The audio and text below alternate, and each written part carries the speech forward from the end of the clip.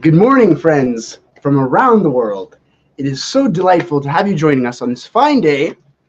It's a little rainy here in Costa Rica, but we don't mind that.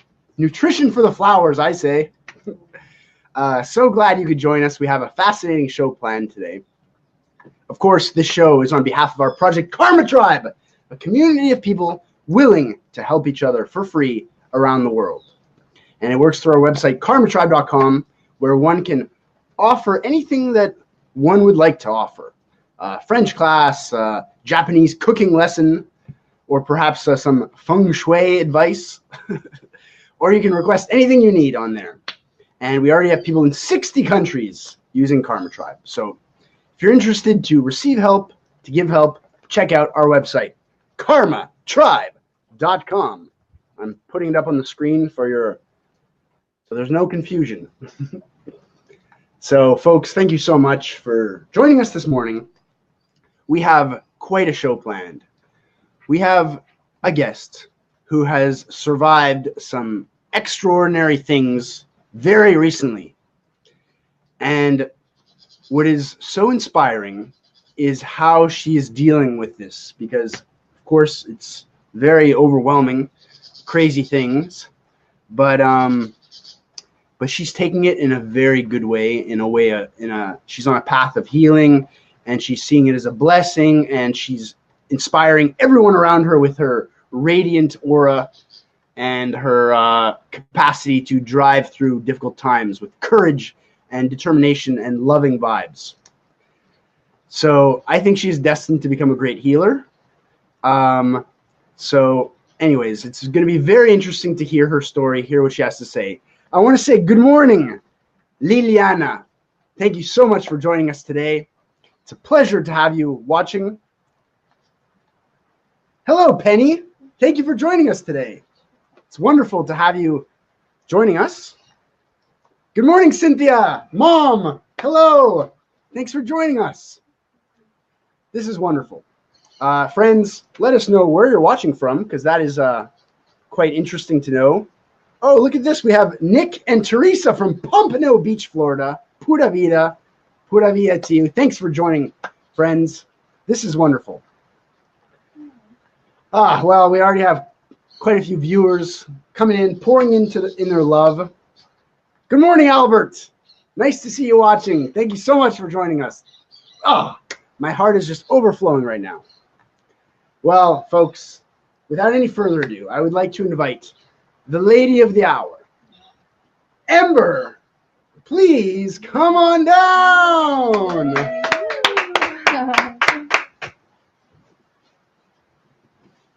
Hello. Thanks for joining us, Ember. Thank you for inviting me. Ember. So, can you please tell us this crazy story that happened to you in Guatemala? I know it must be a little weird to share it to countless viewers tuning in from the north, east, south, and west. Yeah, it's fine. I'll tell my story. What the heck happened in those mountains? So I was working at a lodge on Lake Atitlan in Guatemala, and one day I decided to go for a run. I hadn't gone running in a while. So it had been an injury, and so I went running to meet some friends. And about a third of the way into the run, I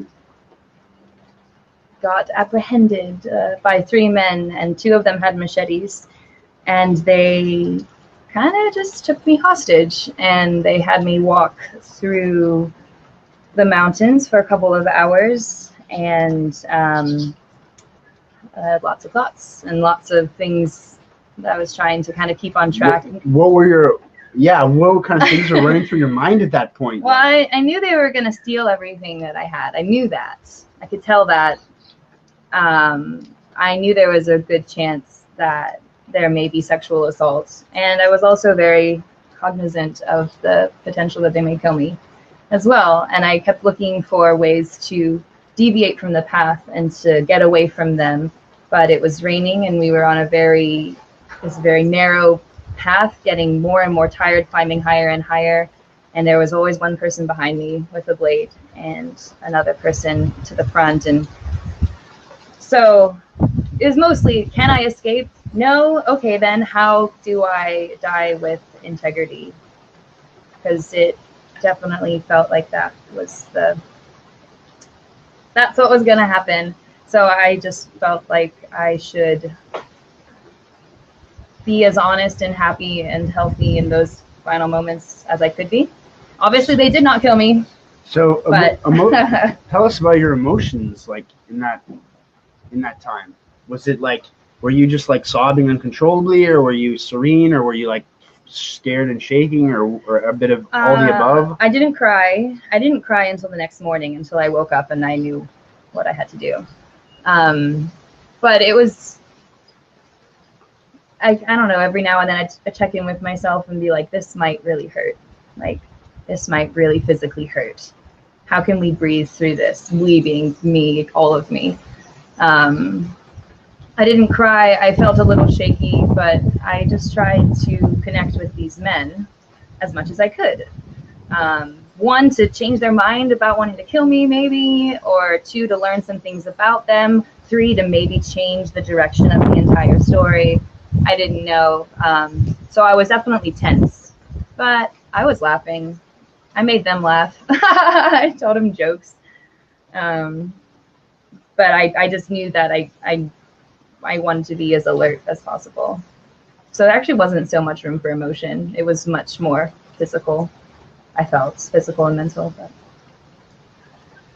Had you had any kind of preparation? Like, it sounds like you dealt with it in the best possible way. Like, had you like read any books on like what to do in this kind of situation, or like getting held hostage?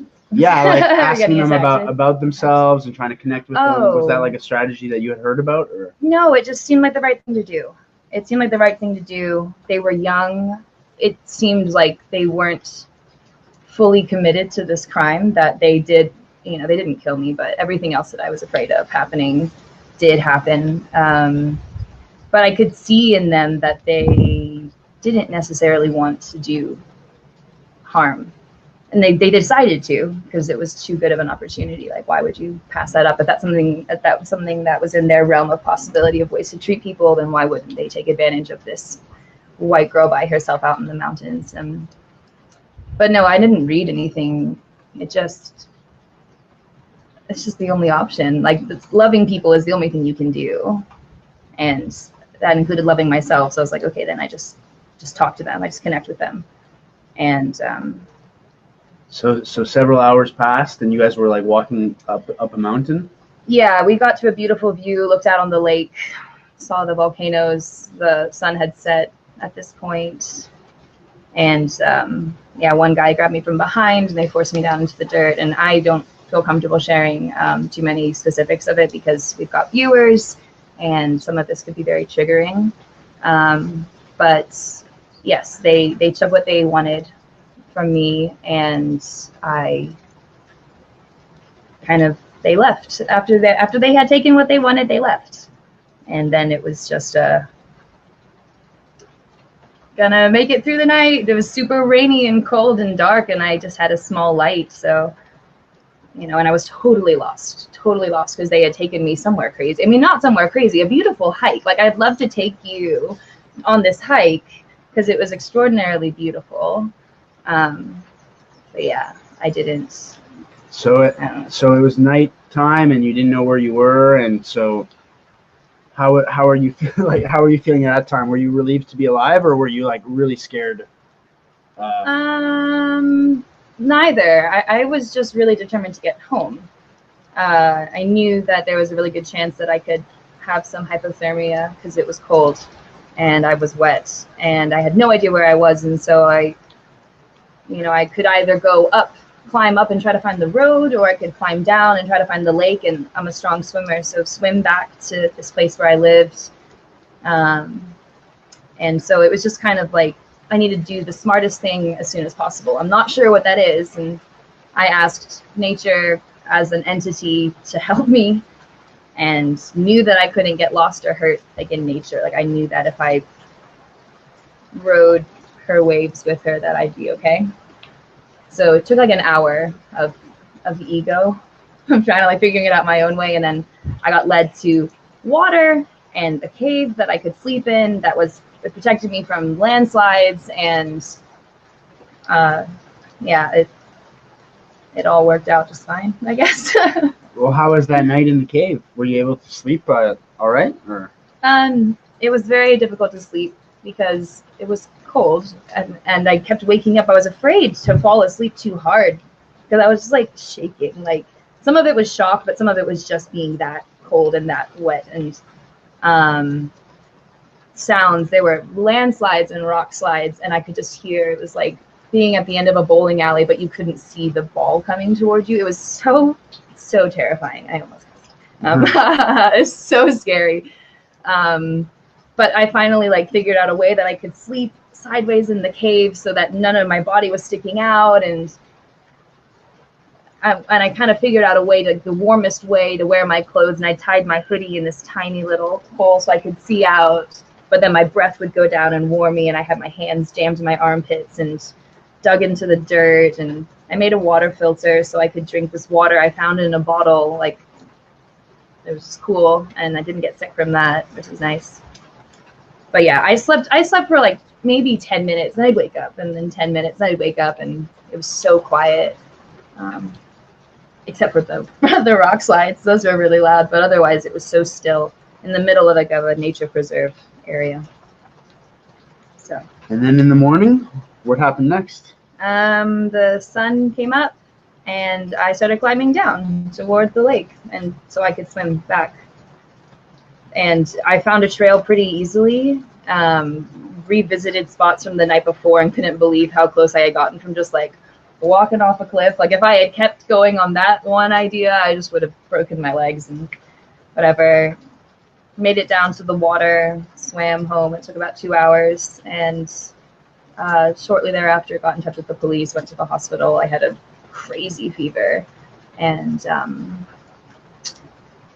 started cooperating with all of the legal elements to sexual assault and robbery, and that's what I did that morning. Wow. Thank you for sharing such a crazy experience with us. You're welcome. Thanks for asking about it. It's pretty cool. It's like an adventure. So, But terrible. what have you learned from the experience? Wow. Or how have you changed? How have I changed? Well, I like to say how I am changing. Stepping fearlessly into love every opportunity that I can. I feel like I was given a behind the scenes look, like an exclusive sneak peek on a complete lack of love and like what that looks like. And I've experienced some other things in my life that have been really shocking and traumatizing and just bad, like not good, not indicative of our spirit or our potential. And so this has been a really cool opportunity for me to see, well, if this is what the absence of love is, then I want to pendulum swing, I guess smartest way, swing to the other side and live always with love and with trust and perseverance, and I don't know, to forgive limitlessly. All of the things that I had the opportunity to do that night, which I now have the opportunity to do for the rest of my life because I am still alive. It's just an incredible motivation to love and to redefine your life and your perspective of life based off of love. Not fear or anger. I mean, fear and anger crop up. Those are real. They're real feelings. They're valid and they're worthy of being explored. But in this moment, being alive, knowing what love can look like, knowing what it does not look like, and seeing how I can continue to let love transform and protect and even save me, like, that's it. I mean, that's just, I think that's kind of what everybody wants in their life, is a way to explore love. And whether that's with a person or some passion project or just yourself backpacking around Central America for a couple of years, which is what I'm doing, then yeah, I would hope that people set aside their fears and know that love is worth it. It is. Wow. I also have received so much support in the past couple of months. Truly countless individuals have stepped up to support me. I made a GoFundMe campaign and just saw people sharing their financial resource, their financial energy, which is a huge vote of confidence and trust for somebody when they are public and vulnerable about something as just something as sensitive and painful as an assault like this. But people housed me and fed me and clothed me, and they helped me fly somewhere safe and then fly to another safe place. And that's also a really nice thing. I didn't necessarily learn that from being attacked, but then people helping support me afterward immediately helped me to remember this very generous potential that we all have, me included. So people have definitely set an incredible example for me to step into immediately after this crisis. Well, Nick says, true love conquers all. It's true. Very beautiful words. Thank you everyone for joining us. Thank you, Jose, for tuning in. Good morning, Alexander. Thanks for being with us today. I'm curious about, so you got a glimpse of this dark side of humanity, and you got a glimpse of your own mortality, and you experienced something quite painful. Mm-hmm. How does the pendulum then swing towards the love? Like, how it seems to me that some people, when they experience this extreme trauma, they lose faith in humanity. Or they're stuck reliving it over and over in their head, and the pendulum doesn't swing. So how does the pendulum swing? God, you have to want it to. It's a choice. I think so. I think there are plenty of factors that can influence people to be to get stuck, and there's nothing wrong. There's no shame in getting stuck. There's no shame in kind of following the template that society lays out for trauma and for loss and things like that. But I find that template is often woefully inefficient, and it doesn't take so much of our spirit and our bodies, our holistic beings, into consideration. So for me, I'm like, well, how does the pendulum not swing? For every action, there is an equal and opposite reaction, a massive push this way. Something's got to come back this way. Why not be me? Why not I take the charge of pulling my reality back out of somebody's clutches, somebody who tried to take my power from me. I said, no, it's mine. I've worked very hard to have this power and this strength, and I'm not letting you take it. And I'm going to run the opposite direction, as far away from you as I can possibly get. I'm going to run, and I'm not going to stop, because I know what lies that way. I know what's there, and it's not this. So it's I don't take time to heal and explore all of the scary and sad feelings. And I have a crazy startle reflex right now. If someone tapped me behind the shoulder, I would just jump out of frame. Not good with my physical reminders right now. So it's yeah, definitely be honest and be patient and take little bites of truth at a time, but get back out there, keep living, or else they kind of won in that moment, right? If they actually take that part of my life, it's the most loving thing that I can do for them and for myself is to keep going and to share my story, potentially help other women who have gone through, and men who go through similar situations in that community specifically, and exposing those men who told me their names, and they have a history of criminal activity against women. And it's just, when you live and when your life is anchored in love, good things happen, and that's worth it, right? Good, because bad things do happen, and they happen all the time. People make bad choices, but don't join them, in that. Don't join them in the bad choice, but inefficient choice of hiding your light when it's ready to shine. Like, it's just a waste of time. I'm sorry. I just like, it's kind of a duh moment, but I understand that that's countercultural. I understand that that's not normally the way, and it's not the way that I've dealt with similar things in the past either. But I want to grow and change in life, right? Mm-hmm. So yeah, that's my answer for that. I loved what you said there, and one should shine your light. And just because it hasn't shined in the past, it doesn't mean it can't start shining now. And don't be afraid about what the light will illuminate. Like, that's, I think, a huge reason that people, the light comes on and then they turn it back off because they're like, oh boy, I just saw something. They don't want to like really look within themselves. But it sounds like what you're saying is like, be very honest with yourself and like discover really all the dark places within yourself and what you're feeling, and that's the way to grow from it. If that's what comes up, yes. Like, I'm not saying go seek out all of your past life traumas. I think that that's real. I definitely believe that we can carry some very dark, heavy things, and sometimes it really helps to have somebody there with you.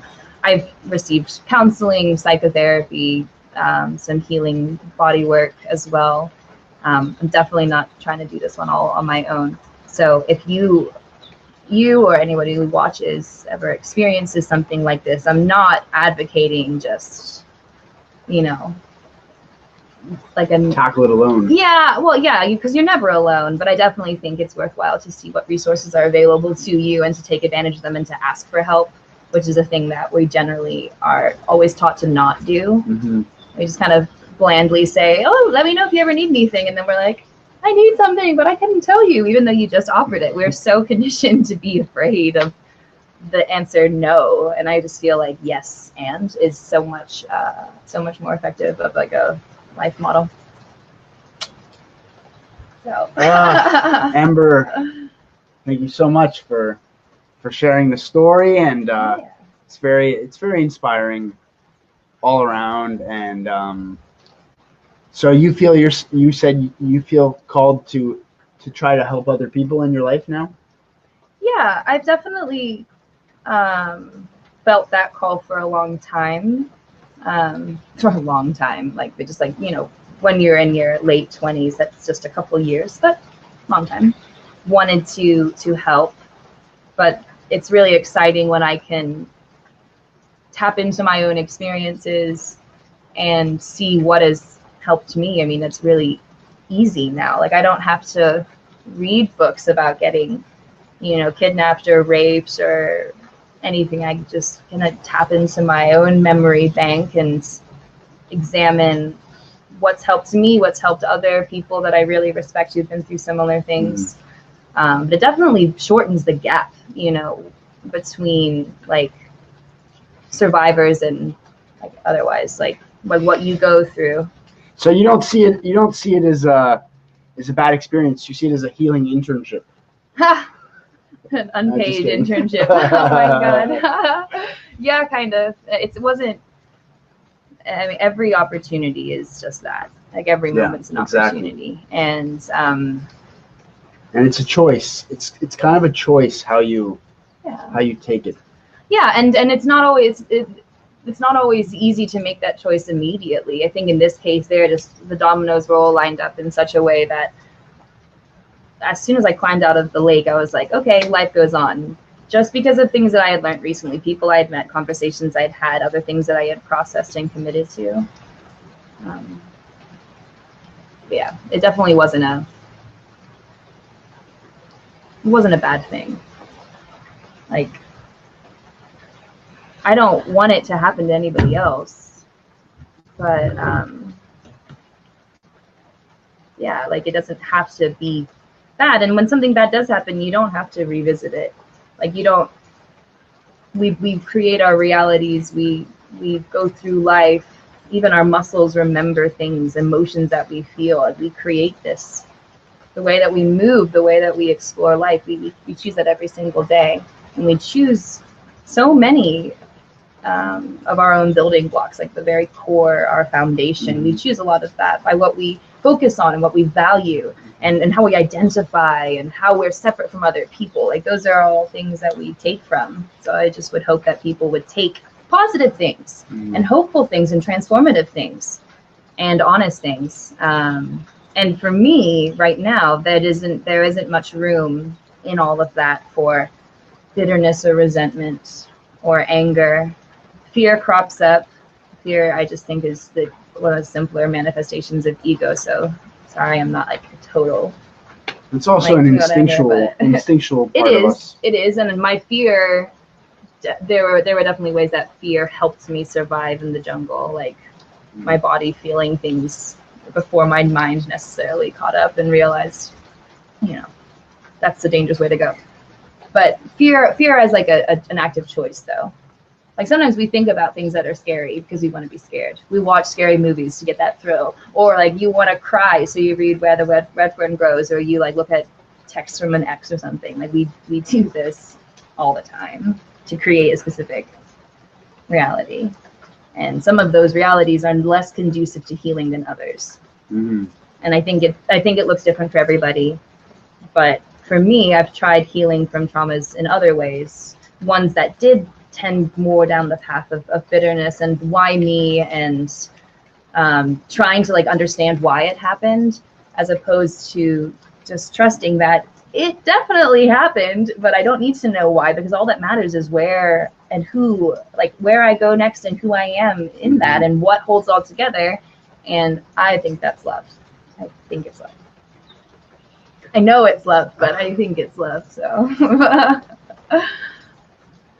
Well, thank you so much, Ember. Thank you so much for sharing your story and for being such a radiant ambassador of love in the world.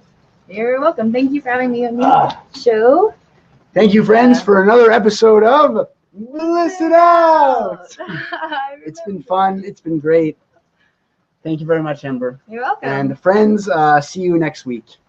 Thank you for watching. Have a great day wherever you are. Wherever you are.